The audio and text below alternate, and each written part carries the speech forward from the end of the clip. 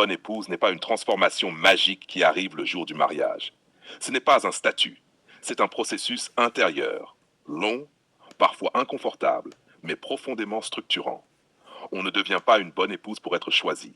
On le devient parce qu'on est prêt à tenir un lien, pas seulement à le désirer. 1. On commence par se choisir soi-même correctement.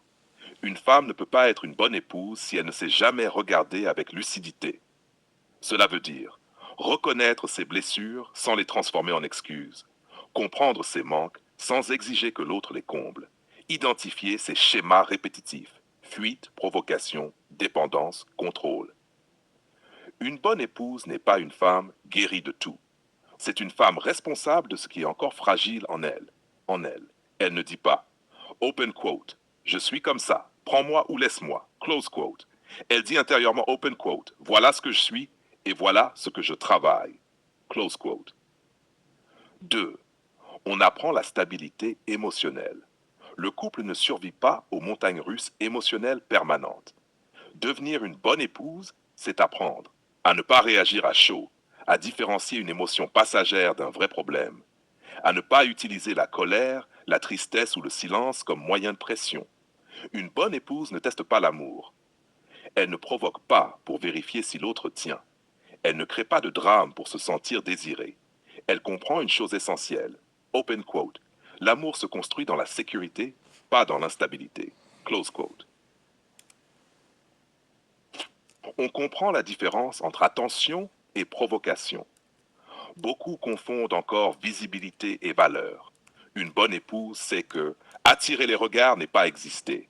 Susciter le désir de tous affaiblit le lien avec un seul. L'ambiguïté est un poison lent dans un couple solide. Elle ne joue pas avec les limites. Elle ne flirte pas avec l'irrespect sous couvert de liberté. Elle protège le lien même quand personne ne regarde.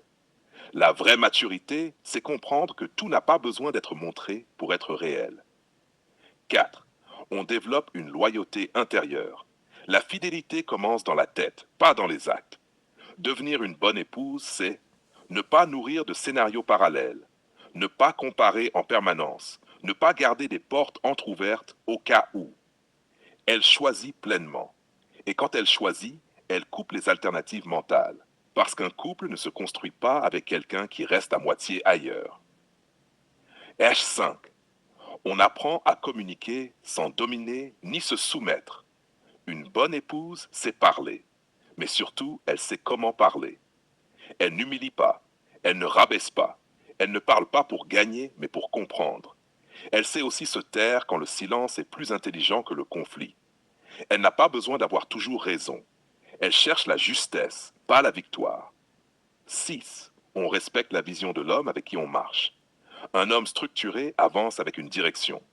Une bonne épouse ne se sent pas menacée par cette vision, ne cherche pas à la casser pour exister, ne transforme pas chaque décision en bras de fer. Elle peut questionner, proposer, enrichir, mais elle ne sabote jamais. Elle comprend que soutenir ne veut pas dire s'effacer, et que contester intelligemment vaut mieux que résister constamment. 7. On devient une femme de paix, pas de tension. Le foyer est un lieu de recharge ou d'épuisement. Une bonne épouse travaille à être un espace où l'on peut respirer, une présence qui apaise sans s'éteindre, une force calme, pas une tempête permanente. Cela ne veut pas dire être silencieuse ou soumise, cela veut dire être maîtrisée. 8. On accepte la responsabilité du nous.